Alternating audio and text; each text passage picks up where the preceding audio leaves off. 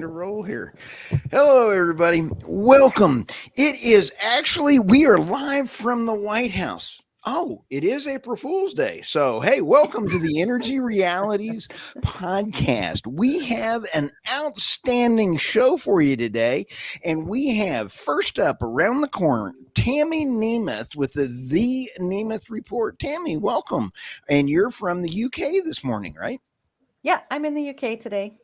Oh, you're not traveling very far. So then we have Irina Slav. She is an energy expert authoress, and she is in Bulgaria. How are you this morning? I don't think that's a word. I'll tell you, I got to have some more coffee here this morning. And then we have the David Blackmon. I mean, David is a contributing Forbes author, a Substack author, he's busy about town, and I think, David, welcome. How are you today? Oh, I'm just thrilled to be here, man. I've been up since 2:30 this morning. It's terrible. Well, gosh. Irina and Tammy and I had paid for somebody to stalk you this past weekend on your sugar rush. So with that, let's go ahead and bring in your sugar rush when you were hiding your own Easter eggs. Let's play this here. This is David Black. Man, that does look like me, doesn't it?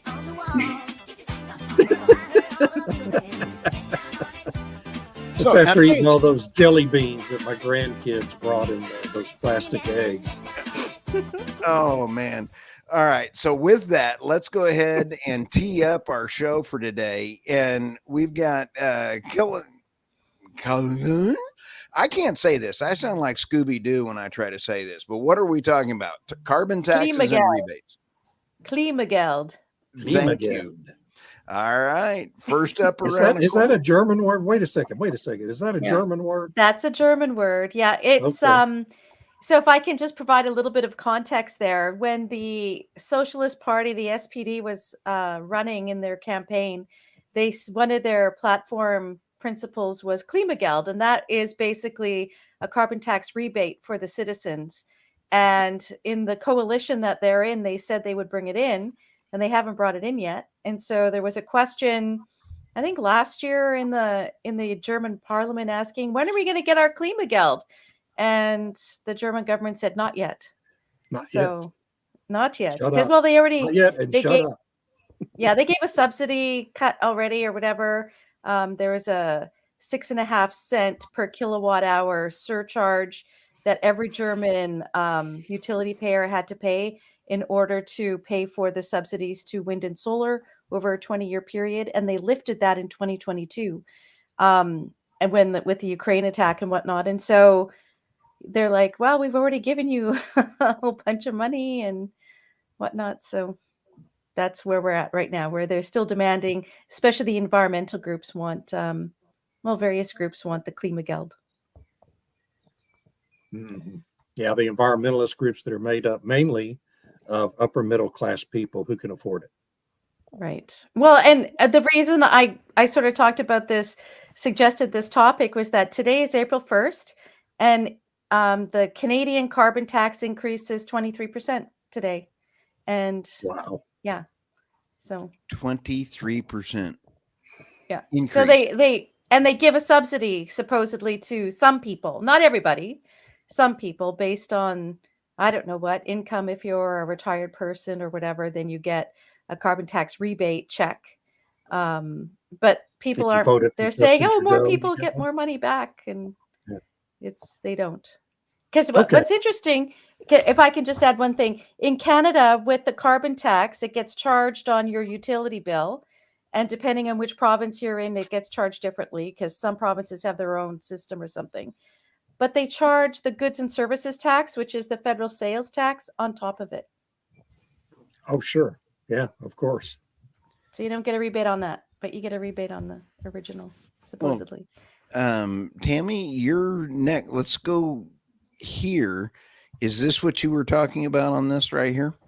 Right. And so 7 of the Canadian premiers wrote the Prime Minister and said, can you just stop increasing it, right? Let this can we just not have another increase? Because they increase every year by 23% until at 2030, it'll be $170 a ton or something some ridiculous number.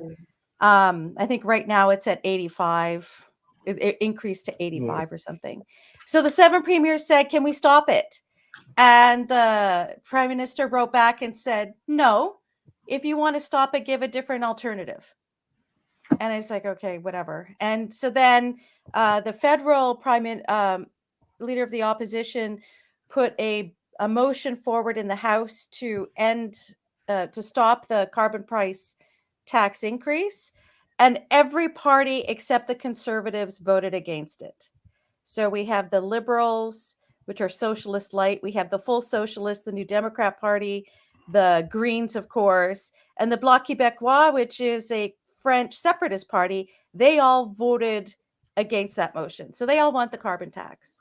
And so the newest push is that economists have been pressured in Canada, academic ones, to sign an open letter supporting a carbon tax.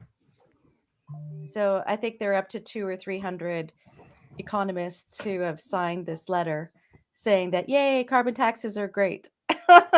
Well, with a university job, I guess they don't have to worry so much about paying it. Wow. Now there was a video that there was a cat on there that was the Tammy, I'm not sure how much of this I'll bring it up here, but let you trying control to make more political hay at the expense of Environment Minister Stephen Guilbeault. Okay, so Stephen Guilbeault, who's the Environment Minister in Canada, he is also he used to be involved in Greenpeace, and then he helped set up an offshoot of Greenpeace, a Quebec version called Equiterre. And he was the head of Equiterre for a long time before he was sort of parachuted into a position with the Liberal Party. And one of the things that he did when he was an activist was he scaled the CN Tower. He was charged with criminal activity, whatever they call it nowadays. He also scaled the Premier of Alberta's house and installed solar panels, or tried to install solar panels without permission, and intimidated the wife and all this kind of thing, and got put in jail for that. And so this is the same guy who's telling the Premier of Saskatchewan he's acting in a criminal way, which is hilarious. But so yeah, that's Stephen Guilbeault there, and he's a bit of a interesting character. Guilbeault had been quoted in February saying the federal government would no longer invest in new roads. He subsequently corrected himself to say he meant there would be no federal money for a car tunnel in Quebec. But his political opponents were not going to let him off that easy. So this seems to be a war on cars. This has been the plan all along. And so what Minister Guilbeault did was just say the quiet part out loud. My comments were specifically related to the project in Quebec. Guilbeault is a favorite target of Conservatives because he is the chief evangelist for the carbon tax. So if you don't understand how the carbon tax affects road infrastructure, I can't help you. But I have a question for you. Is there anything that you would do to walk back, you personally, would you walk back in any case the 23% carbon tax increase in April?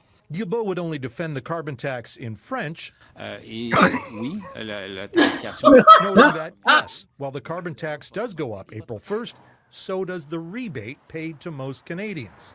Meanwhile, a new report came out Thursday to give Guilbeault and the Liberals a bit of cover over carbon pricing. The Canadian Climate Institute said that the fuel surcharge, the carbon tax, paid by consumers will indeed play an important role in getting Canada to net zero emissions. But the Institute said industrial carbon pricing systems on large emitters, that's what's in place in Alberta, will make the single biggest contribution to cutting emissions. Wow. So the Canadian Climate Institute is an organization set up by the federal government, and it's filled with a lot of activists. So, you know, when I hear these supportive statements from organizations that were either established by the federal government, get a lot of money from federal government, also get a lot of money from foundations that have a vested interest in pursuing this agenda, it kind of throws into question the credibility, I think. Tammy, anyway, that's kind of, yeah. Yeah. So in the upcoming elections, I keep seeing polls that Trudeau is badly trailing Poilievre in public opinion polls. But isn't it case because of the parliamentary system. Unless the Conservative Party is able to win a pure majority in the parliament, there's every chance that Trudeau could get 20% of the vote, say, and still continue to reign. If all He only the other has parties, 32% of the vote right now. yeah, but That's I what he mean, got you have elected these on the other last one, parties, right? yeah, and you have these other parties as his coalition. So even if he only gets 25% this time, say, he could still end up having another term as prime minister, couldn't he? Or is he term Yeah, limited out? no, there's no term limit. So it's like definitely he could form another coalition. It all depends on the distribution of the seats because, like it's sort of like the United States where you have certain areas, particularly in Ontario and Quebec, that have a lot of seats. And then when you get out west, there's not as many seats. And so even though Polyev might get 90% of the vote in Western Canada or some, ridiculously high number, that only translates into not the same number of seats that you would get in Right. Ontario and Quebec or whatever. Yeah. So I think the other issue with any upcoming election is that the federal government has just put in tabled legislation that's going to change our election system. And I'm not really sure. I haven't looked through it yet, but I've heard some other commentators who are quite concerned about the changes that are being proposed. But I don't want to say too much about it because I haven't read it yet. But it could be concerning. But are there so many people in those most populated provinces that want their life to get more expensive? Well, that's the thing, right? I mean, it depends on who you talk to and how it's framed, right? Because on the one hand, there's the very clear indication that the carbon tax makes everything more expensive because it's charged on everything. So if all of your energy is now 30% higher, and that goes into transportation, into processing, into just keeping the lights on in, say, a supermarket or whatever. All of those things get amplified throughout the economy, but they only talk about it being implemented in one place. And so the Bank of Canada, which has produced these sort of assessment numbers about the cost of the carbon tax or its impact on inflation, the number is incredibly low because they only take into account it being applied once. But if you see that it's being applied at every point throughout your economic chain, it increases like compound interest. Yeah. So for a bank to not be able to take into account what essentially is like compound interest throughout the economy, I don't think they're doing Canadians a service at all. My goodness. But this is what and they of want to course, bring in globally. right, exactly. And it's the goal, of course, is to make energy more expensive and to force you to live smaller lives and conserve and do with less energy. That's what the goal of it Absolutely. all is. Yeah. And then they put that money into a pot so they can choose winners and losers. And I think that's one of the biggest distortions out there is that you now have government deciding which company ought to succeed and which companies ought to be penalized. And that is not a market or democratic based system, as far as I'm concerned. It's Yeah. not. It's not at all. But so one of the reasons, if I can just want to add one thing, one of the reasons why I think they can't remove it is because Canada is leading this group, this voluntary group, in order to implement a global carbon tax. So how could they possibly lead a group that's trying to push every other country in the world to do this? How could they lead that if they ended up having to scrap it ourselves, right? So Right. from an ego perspective, I think it would be very difficult for the Canadian government to back down now. That they just have to double down. Well, I have to And say that changing the way the elections are conducted, a proposal like that shouldn't surprise anyone because that's just the next step here is to, when we've been optimistic, I think that the people would push back in the Western world against these policies, right? And we've seen elections in Europe and other parts of the world that where democracy is rather still pure, like in Argentina, where you have a real democracy, a pure democracy, then the people can rise up and change the government.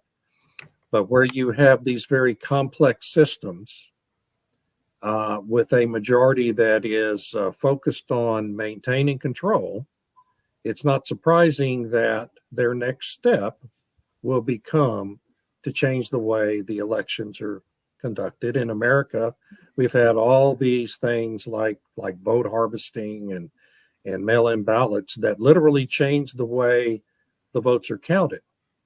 Yeah. Right. And as Lenin always said, or maybe it was Stalin, it doesn't really matter who votes. What matters is who counts the votes, who's counting. And we saw in the Netherlands where you had a conservative party technically win the election, but can't form a coalition in the parliament to actually form a government. And so these are potentialities that these folks on the far left have thought of and have planned for. And so it doesn't really surprise me that Trudeau's party is trying to literally change the way the elections are conducted. Well, and it's quite shocking because I have friends who sometimes work at polling stations when there's an election, and you could only vote at the booth wherever that it said so on your polling card, and they want to change that so you can vote anywhere in the riding. So, how are they going to cross-reference that afterwards? Let's say if someone were to be nefarious and vote in 3 or 4 different polling stations in their riding, how are you going to cross-reference and remove those extra votes or something? I mean, it just opens, and they want to add in more mail-in voting and stuff like that, and over so that it's not one day, but it's like a week of voting. I mean, this is bad from what I've read. But we vote for a month in America now, Yeah, like really? And it's almost impossible to police the mail-in ballots, and when you allow people to just vote anywhere. You're right. I mean, it makes it virtually impossible to police multiple voting, and that's the goal. I mean, that's the reason why they make those proposals. Well, how do they do it in Bulgaria, Irina? How do they do their voting? Oh, we vote, personally. We show up at the polling station and vote either by machine or by paper. Do you have to have an ID? Yeah, you have to have an ID. The ID is compared to a list of names for people who are registered for voting in this place. There was some scandal about machine voting because the machines apparently could be rigged. I'm not sure I understand this because I voted with a machine, and it spits out a note that says what party I voted for. But apparently you can manipulate them, maybe, vote a lot more times from, I don't know, on behalf of dead people or something. I don't know. I don't understand any of this, but we do vote personally. Yeah. Our problem is very low turnout. Yeah. It's the same in the UK. In the UK, there's no machines. You just go with you get a piece of paper and you go in and you mark your X, but you have to show up. You have a polling card. You have to show up to the station it says that you're supposed to go to, and then they check your card. You show ID, and they mark you as having, check you off, kind of thing. Yeah. Which, what's wrong with that? What's wrong with doing it that way? Too much hassle. I don't know. Tammy, was this your other one? Have you already covered that? I covered them both. So okay, great. Yeah, we can move on. Then rolling over here before we get banned and shut down because of racist comments from David Blackmon. I'm sorry, David. What? Did I just say that out loud? Well, voter ID is racist according to David Blackmon. Okay, so we have Irina Slav over in Bulgaria. No, it isn't. No, it's not. I agree with you. It's a joke, David. Good morning. Oh, okay. We have Irina, and you've got great stories here. Yeah. The latest from the transition. EU hits roadblocks in reaching green milestone as elections loom. The problem of the EU is it cannot build all the wind and solar it has to build. fast enough to hit its own targets. They are, they're recognizing that it is impossible. It is physically impossible to do it, but they're hopeful it can be done. They don't know how. The climate commissioner by the name of Wopke, as long as they do a bit of homework, member states should just do a bit of homework and find a way to build all this new capacity. How? We don't know. But there's a good chance that we'll still hit that emission reduction target of 55% from 1990 or something by 2030. Yeah. Good luck to them. Until they answer the how part of the question, it's not happening. I mean, even Germany can't hit its own targets. And then we have more pain from the hydrogen industry, the green hydrogen industry in the United States, because apparently a lot of projects cannot qualify for the biggest, the fattest subsidy. Because it is so ridiculous. It basically, this subsidy stipulation, it says you need to produce your green hydrogen from wind and solar only, but we're not going to say this directly. But the requirements they've put in place include the following. So the hydrogen, the green hydrogen, must be produced from energy sources in the same area as the electrolysis plant. Okay, should be produced locally. It must be produced from energy sources that are producing the electricity around the same time as the green hydrogen is produced. Oh my gosh. Oh my gosh. And what was the third one? Let me just check. Oh, and they have to prove all this. Prove? Oh, yes, they have to, and it has to come from sources that were recently built. So you can't use nuclear power from a plant that was built 30 years ago. And all this has to be proved, which obviously cannot happen. And there's some companies who want to produce green hydrogen by using nuclear or landfill gas, biogas, which I think should be fine, but it's not. Irina, such a restrictive regime, obviously aimed at encouraging more wind and solar. But there comes a point where, somebody is going to do their homework, unlike you member states, because that's an impossible homework, and they're going to drop their investment plans for green hydrogen. If they're not getting the top subsidy, they will need to spend a lot of money. Yeah. And return is not guaranteed. So, yeah. Irina, you can't use nuclear. Like, really? No.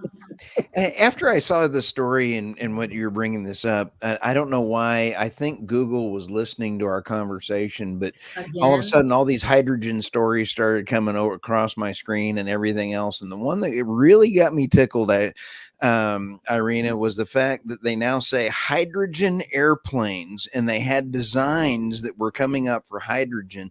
I'm sorry, the Hindenburg happened for a reason, right? And they had hydrogen planes, and the main center of the entire thing of the plane was a very densely compacted hydrogen storage storage tank in the middle of this thing. Why would you want to sit on top of a hydrogen bomb and pretend it's green? I'm not going to be flying on that thing. The technology was horrible. Sorry. Well, it's kind of like communism, right? They just didn't do it right the last time. Of course. We're going to do it better now. Time. Yeah. Well, like do the hydrogen wind. better this time. It won't explode quite as badly. Yeah, it's not so combustible anymore. I actually am a hydrogen fan from a technology standpoint. I love the idea, but implementation of hydrogen's tough and expensive. David, I think you've got some ones coming around the corner here. These are not mine. Oh, they're not? They're yours. These are yours. Do them. I knew that. Which one are yours? Is that yours? That is not mine. Wait, go back. Oh yeah, because it has the port. Yeah. It has the The port. energy impacts from the port of You had too much sugar because I thought these were yours. Nope. But I can talk about them. I mean, one of mine was to talk about gas prices and why they're fast rising, and they're going to keep rising because we're doing the changeover from winter blends to summer blends right now, and a lot of the refining capacity is going offline for periodic maintenance, as it does every spring, to get ready for the summer driving season. This always happens in the United States, but mainly it's because oil prices keep going up, and they're going up because supply is not adequate to meet demand, and everybody knows it. A lot of that has to do with the OPEC plus cuts. Some of it has to do with suddenly falling overall oil production in the United States shale patch. Finally, the dropping rig count appears to be catching up with the ability of the industry to maintain overall production. We're not drilling enough wells, enough new wells to make up for the decline rate in the wells that are already producing. And so the EIA is projecting that January's production will be significantly down from December's. And there's no telling where that goes this year. But if the United States ends up losing 500,000 barrels a day this year in overall production instead of increasing by another 500,000, that's 1 million barrels a day difference in the global market. And that either has to be made up by spare capacity in OPEC plus, and there's only a few countries in OPEC plus that have spare capacity to add, or we're going to have a really big price increase the second half of the year because China. They have to want it. Right. That's right. Yeah. They have to want it. And, OPEC plus says its goal is to maintain Brent at 80 or above right now. But it's at 87 and nobody's increasing production to try to calm that down. Right. So I think we're going to have pretty high gas prices this summer in the United States. Summer driving season will kick in mid-May. And that means a lot of additional demand. It's going to put a lot of additional stress on refiners here in the United States. Yeah. And frankly, I think we could have $5 a gallon gasoline prices again in the United States this summer. So everybody better buckle up and get ready. The Baltimore thing, my commentary on that was just that in the wake of that, of course, I mean, it's everybody's feeling terrible for the people of Baltimore and the people at that port. A lot of jobs are going to be lost as the ship traffic remains blocked by that collapsed bridge. It's a terrible event, and it's going to have major economic impacts up and down the East Coast of the United States. It's also going to mess up some supply chains across the breadth of the country as well. But in the wake of that, I went out and found the data on what are the biggest ports in the United States, because everybody kept talking about how Baltimore is the second most active port on the East Coast, which it is. But when you look at the country as a whole, it's only the 17th most active port in terms of total tonnage going in and out of it. And most of the biggest ports are along the Gulf Coast in Texas and Louisiana, particularly Houston, Corpus Christi, and what they call the Port of Louisiana, which is really several ports that are clustered together near the mouth of the Mississippi River. And, that just points out how vital the oil trade is globally, because the ports of Corpus Christi and Houston, when you add up the total tonnage going out of Houston, Corpus Christi, and the Port of Louisiana, it's more than every non-Texas Louisiana port on that list combined, okay? Just those three ports. And most of it going in and out of Houston and Corpus Christi is crude oil imports and exports. Whereas the Port of Louisiana is staging area for about 90% of the offshore oil and gas drilling operations in the Gulf of Mexico. It's where all those ships are staged, all that equipment goes back and forth, all that traffic goes in and out of that port. And what it points to is just emphasizes again the fact, and you know, I'm sure most of the audience for this podcast knows it already, that oil is the most traded commodity on the face of the earth and has been for 120 years and will continue to be probably for another 100 years from today. And none of those ships could go in and out of Baltimore or New York. Somebody made the point when I posted that on my Substack. Well, you know, but that's oil traffic. It's not container traffic. And my point was, well, none of that container traffic is going to go anywhere without oil, right? Because all those ships are powered by diesel.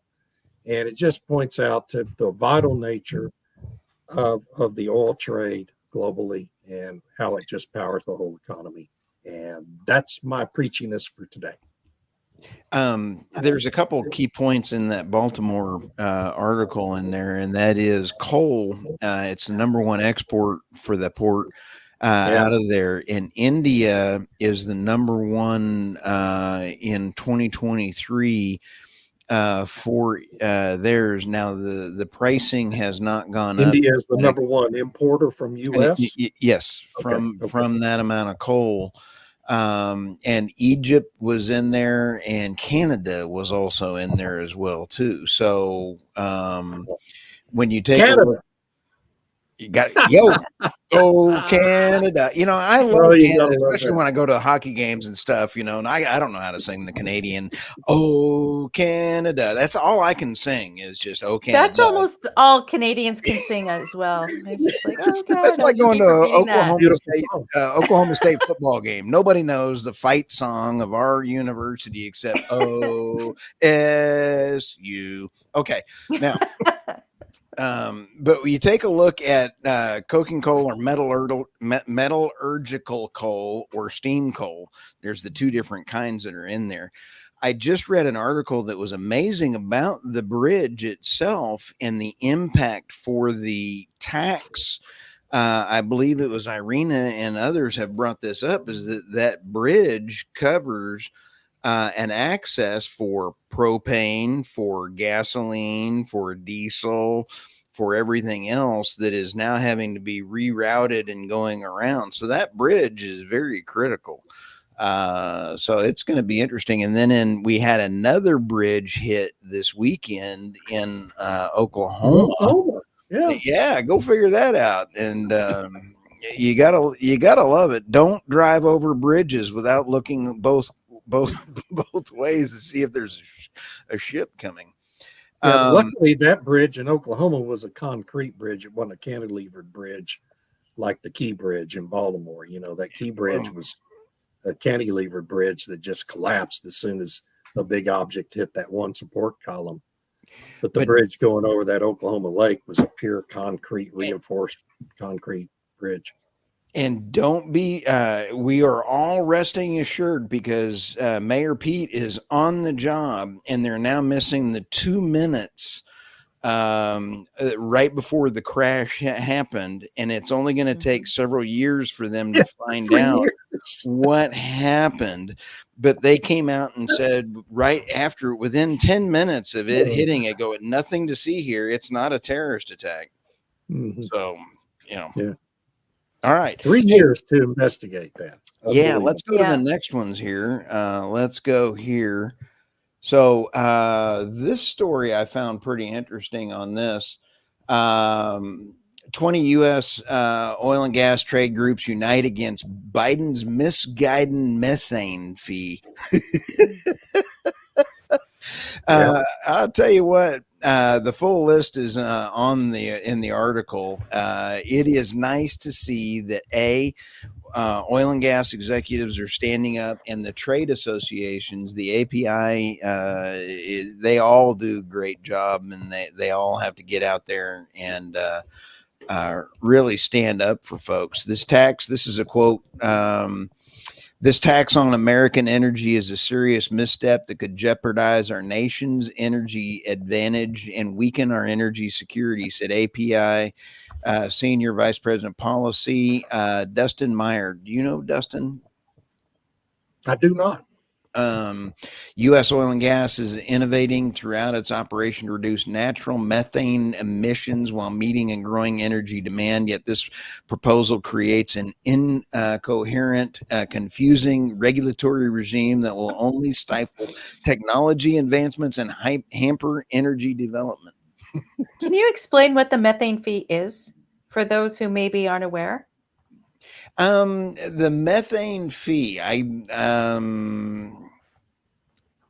it is coming in, so it's going to be any producing company is going to be charged it's a tax is basically all it is for Tax, methane. yeah. It's For the production of unbelievable. methane, a So federal if it's methane leaking, production tax. If is it's it leaking? if it's leaking or there, Yeah. they're now redirecting satellites over methane fields, and they're now saying if it's a oil and gas, methane happens naturally. And so what they're saying is the methane is going to be now through technology and satellites saying you owe this amount, but it's also going into scope 1, scope 2, and scope 3. The regulatory process and where it's going is just unbelievable. Right. Okay. So my understanding is that they don't have that many satellites up right now to do methane. Methane Sat, which is a joint initiative with Environmental Defense Fund, where they got $32 million to pay for a satellite. I don't know. And a charity, Charity, set up a satellite. Yeah. right? And there's issues with calibration because, as you say, it is naturally occurring, and it mixes in with the atmosphere. And when they're looking down with the satellite, it's not like they can just say, "Okay, methane's not moving in this space," right? I mean, it's circulating through the atmosphere and whatnot. And so, I think I would want to know how they're calibrating their satellites before trusting such Well, data. to be clear, it's not just done by satellite. I mean, there's the LiDAR cameras that EPA and state regulators have programs to police oil and gas production facilities and storage facilities. And the fee, it's charged to each ton of methane. Now, I'm reading here from a Baker Hostetler document on it. The charge applies to each metric ton of methane by which a facility exceeds a preset threshold. The charge is $900 a ton for 2024, $1,200 a ton for 2025, and $1,500 per ton thereafter. Okay, and that's from every oil and gas production storage facility in the United States, and it's going to be an enormous amount of money. It is essentially a carbon tax on methane, is how it's going to function. And it doesn't make any sense, and it's just that the camel's nose under a tent for a carbon tax. This was a tax. This tax was passed in the IRA, and so it's crazy. And this will be the first thing if Donald Trump is elected. This will be one of the few elements of the IRA that will be repealed. Can I put a plug in here for my podcast? I talked with Professors William Happer and Professor William Van Weingarten on last Monday or Tuesday last week. In any event, they were talking about methane and what a non-issue it is. And so why did they go after a gas that is like a rounding error in our atmosphere, right? And they keep saying, oh, it's got this global warming potential, but it's only if you're comparing it molecule to molecule with carbon dioxide, which is arguable about what it's doing with the atmosphere and whatnot. But methane is really parts per billion. There's hardly any methane out there. And so to be just accepting that we need to do something about methane, I think, is conceding a point that shouldn't be conceded in the first place.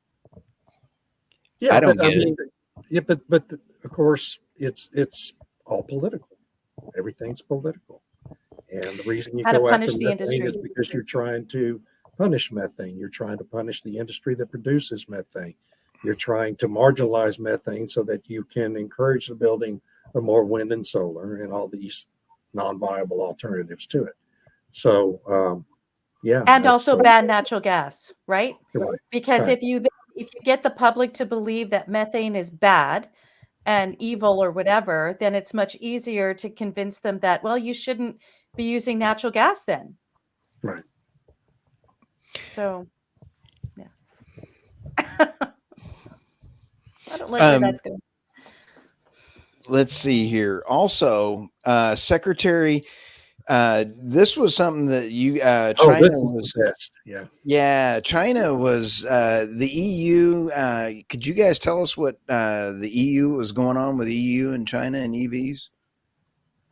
Because this They're is investigating China for selling cheap EVs. That's what's happening. They can't have competition because the car makers need the market. So the EU is investigating. yeah. But they're still The allowing same them on the thing is market. doing. Yeah, I've got this video. Janet Yellen agreed to come on the podcast next Monday. And so this is the warm-up video of her getting ready to come on next Monday. So buckle up, everybody. This is Janet Yellen getting ready to come on the Energy Reality podcast. So let me get a good video started here. Here we go. Hello, Secretary Yellen. How are you this morning? Holy smokes. I think the bear's hair looks better than hers. I'm not sure. Where is that poor bear? I don't know. I felt so bad for him to accuse him of looking like Yellen. So I'm sorry, Mr. Looks Bear. like a zoo. Looks like a zoo somewhere. Captain Poopy Pants. All right, Captain Okay, Poopy Poopy Pants. Pants, like that I one. love All right. Captain Poopy Pants. All right. Anyway, so with that, let's go back to Irina. I think we got all your stories, David. Yes. I think we've gone through the stories here. Yep, we have. So what's coming around the corner in Irina? What do you see in your stories, or what's coming around the corner for you? Well, I don't know. I decide what to write about based on what I read. Every day brings a surprise. That's the excitement of it. Well, Tammy, how about you? What do you see coming around this week?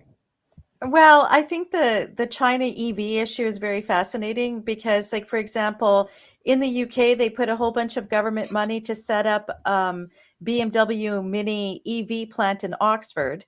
And when the energy crisis hit in 2022, they said, oh, we can't afford to stay here anymore because we have to use all renewable energy or whatever. So they said they'd continue producing petrol minis at the Oxford plant until 2030 or whenever the ban is. And they moved the production line for the electric Mini to China. And later this year, they're going to start bringing in the Chinese-made mini EVs into the British and European market. So, they can complain about Chinese EVs. They're probably okay with it if China's making European versions. They just don't maybe want BYD. I don't know. Yeah. As long as the European manufacturers are still getting some kind of money out of it. Tammy, I just got an exclusive note here. They've got a new test track coming out for this EV. Here we go. They're just now rolling in. Check this out. They're testing that new EV. I hope it doesn't explode in the water. Oh, I don't know. Oh, I'm going to give him about a 10.5. What do you think? that was pretty good. That was We need fantastic. to have him in the Olympics this year. That'd be Oh, cool. no kidding. And he's even walking away from that bad dog. Yeah. Holy smokes. Tammy, that was pretty cool. That's funny. And David, what do you got coming around the corner? Well, I want to close by just noting a couple of things about EVs. First is that the threat of China's cheap EVs on the American market is what created the whole bloodbath controversy from President Trump's remark a few weeks ago. And we all should Wow. take a look back and note how rapidly both the White House and its supporters in the news media dropped that subject because of the blowback from the public for just exactly how stupid it was. The second thing I want to note is that I saw a commercial over the weekend from Buick. And Buick is introducing in this next model year a new SUV. And guess what? It's a gas-powered SUV model. This is the first automaker I've seen introduce a new line of gas-powered cars in several years, because they're supposed to be phasing all that out. Suddenly, Buick is introducing a new gas-powered SUV to the market. I think that's a very telling sign of what's to come. The third thing I want to point out to everyone is that Fisker announced on Friday it was cutting the price of its beautiful, and they are beautiful, SUV called the Ocean by 40%. To avoid bankruptcy. In their desperation to avoid bankruptcy, they're trying to clear their backlog of unsold cars. And so you can buy a car that last week would have cost you $62,000. You can buy it this week for $37,000. The only problem is that the company that made the car could be out of business before it makes the delivery if you go ahead and buy one. So I just think that these events are moving very rapidly in the whole EV market, and we're in for a lot of change on that front as this year goes on. I got to give a handout to Toyota. Toyota has been leading what makes common sense to us, and that is I'm all about a hybrid. I like the idea of hybrid technology. Great. I'll pay a little bit more to get the extra miles per gallon. Yeah. And Toyota is really coming forward, and they're the anti Tesla, if you would, and they're doing great. Yep. Can I add one thing? I know David had mentioned this on his Energy Absurdity last week, but the other issue to be looking forward to is the oil pipeline coming, the TMX pipeline that the government had to end up buying because this regulatory bottleneck. No one wanted to keep it, so the government bought the pipeline. The cost has ballooned because the environmentalists have tried to stop it every step of the way, which of course inflated the cost by 10 times or whatever. So it's finally almost done. They're almost ready to start putting oil in there. I think they're pressurizing the line, and they're one of the prime markets for this oil is California, and Los that Angeles, oil is coming from the oil sands. So all the Hollywood people who protested the Keystone XL pipeline because it would take oil sands oil down to the Gulf Coast to be refined for use either in America, North America, elsewhere, whatever, that was bad. But getting oil sands oil through a pipeline onto a tanker and down to the Port of Los Angeles or wherever it's going to be refined, that's okay, apparently. That's yes. I'm waiting to see Jane Fonda chain herself to the refinery or something. You can't buy this kind of fun, and I think it's so wonderful that the heads are popping, pow, pow, pow, pow, pow, pow, pow, all over the West Coast. I mean, this is something you can't buy for entertainment. Yeah, that story is just priceless. It's absolutely priceless. You laugh. All right. Well, with that, if you guys have any, Irina, you're Irina Slav at substack.com. Is that correct? Yeah. And you're the Nemeth Report on where all podcasts are done. Correct, Tammy? Yep. All right. And David, and boy, that was glad you went all out on that answer. Yep. And then we got David Blackmon. And as for me, BlackmonSubstack.com, and I am on the EnergyNewsBeat.com. With that, let's have a great show and a great week, and we'll have some more fun next week. Thanks, guys. Have a See good you all week. next week. Thank you. Bye.